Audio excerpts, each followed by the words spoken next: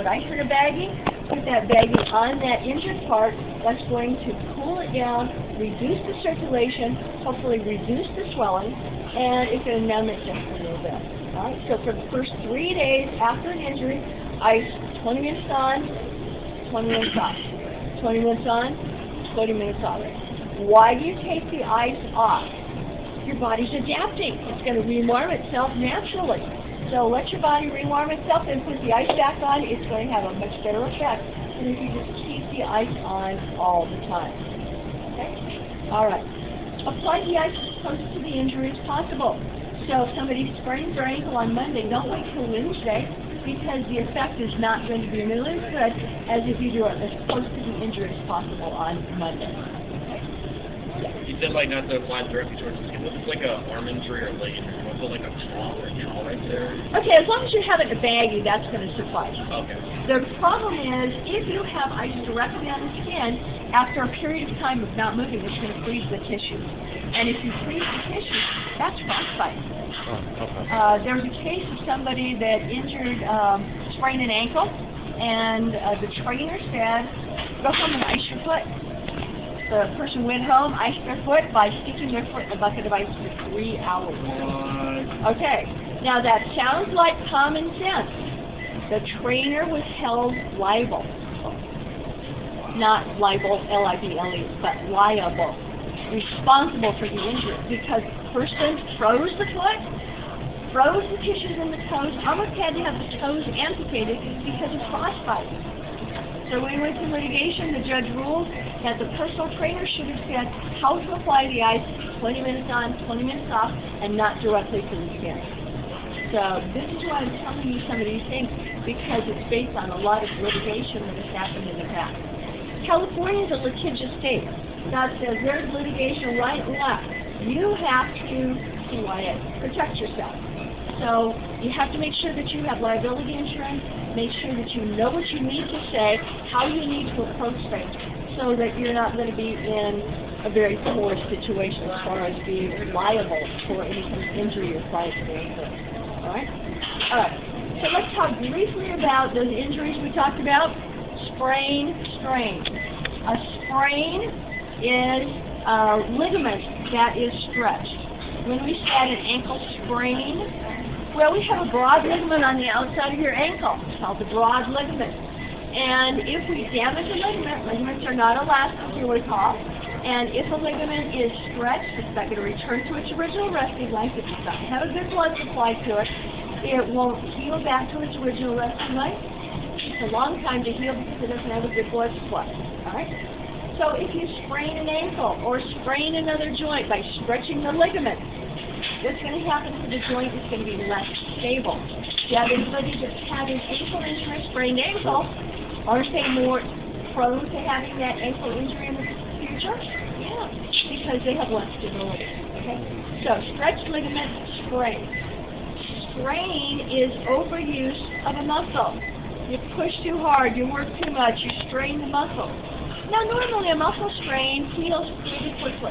Muscles are elastic. They repair themselves pretty well. They have a good blood supply, so they're going to heal pretty quickly. If you have a complete muscle tear, that's not good. Very seldom do we have complete muscle tear. What we will have in some athletic injuries is we will have partial tear. And when you have a partial muscle tear, your body's going to repair itself with scar tissue. Scar tissue is like super glue, not elastic. I told you about my student Janet who was trying to do the split, and she tore a muscle in her groin, couldn't get down to that flexibility position nearly as well after the injury as before. That just shows you the inelastic property of scar tissue. So prevent any kind of injuries by exercising correctly, which is really what we focus on in this class. Okay? We've talked briefly about shin splints. Anytime you have shin splints, pain in the lower leg, basically resulting from impact kinds of activity. If you do have shin splints, or you have a client that has shin splints, avoid impact kinds of activity. What could we do here in the weight room? Treadmill? No. Elliptical machine or Stairmaster? No, because anytime you have your toes coming up, that is going to use the tibialis anterior muscle that's responsible for shin splints. One of the causes of shin splints is a pulling away of the insertion of, or excuse me, the origin of the tibialis anterior. So if you pull your toes up, you can see where that tibialis anterior muscle is just right here. Well, if you have shin splints, it's that origin that's pulling away from the bone, actually pulling bone cells away from the bone. Extremely painful. So if you have a client that has shin splints, no impact kind of activity, and any kind of movement in the foot, this flexion and extension really is painful. So avoid bicycling because there's this kind of a movement. We've talked about aqua aerobics and all of those kinds of things. It's hard to get into the pool by jumping in or walking down steps. It's a really excruciatingly painful kind of situation. So if somebody has shin splints, work on cardiovascular endurance as best you can. We're not going to be able to do life a whole lot. What should you do? Swimming. When I was on the swim team, we do upper body and eliminate any kind of movement with the lower body. But anything with the lower body movement is really, really painful. Shin splints, because they have to do with the origin of the muscle, which is a tendinous kind of a tissue, and the bone cells. It takes a while to heal. If you continue the impact activity, it doesn't heal until you stop that impact activity. So anybody that has shin splints, avoid impact as much as possible. We talked about dislocation, where one bone moves out of its position with the other bone in a joint area. Okay, that's a dislocation, extremely painful. We stretch non-elastic tissues. So when we have a dislocation, it's going to result in a more flexible joint. Is that what we want? Actually, more unstable or more joint instability, because the ligaments holding the joints together, the bones together, have been stretched. That's not good. Somebody has a dislocation, what should you do? Get ice, have them put ice on the body part, have them seek immediate medical attention. When they go to the emergency room or to your medical attention, the physician on duty or the medical professional will reduce the dislocation and will tell them how to reduce future dislocations. Did I tell you guys the horror story about dislocations? Okay. Probably the worst horror story that I've heard about a dislocation happened to be the thumb. The two most common places for dislocation, shoulder and thumb. Shoulder dislocation, subluxation, where the head of the humerus comes down, or anterior dislocation, where the head of the humerus comes forward. The other one is the thumb. The base of the thumb was dislocated, so the bone was in towards the palm. It really moved dramatically here. And you saw the bones last time. You saw the base of the carpal that moved, metacarpal that moved in here. Okay? Extremely painful. You've got a lot of nerves controlling the very finite movements that you have in your hand for your writing and your manipulation skills. Well, when this person dislocated the thumb, it was excruciatingly painful.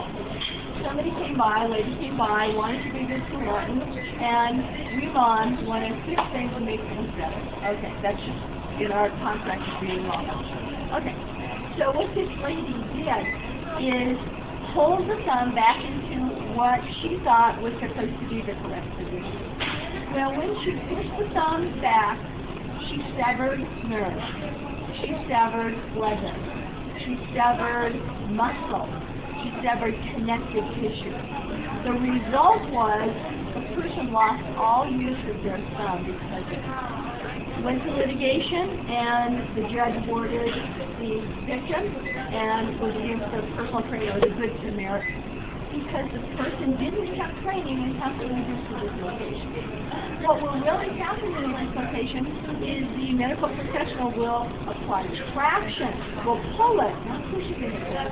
And normally, as traction is applied, then that joint will pull into place. Pop into place is pretty much automatic. Sometimes you have to have muscle interaction. Sometimes the hospital will have to perform surgery because there's some other issues involved, maybe bone chips and muscular problems that have to be resolved by internal resolution. But don't you try to reduce the dislocation even though somebody is screaming. or crying or hollering or yelling is the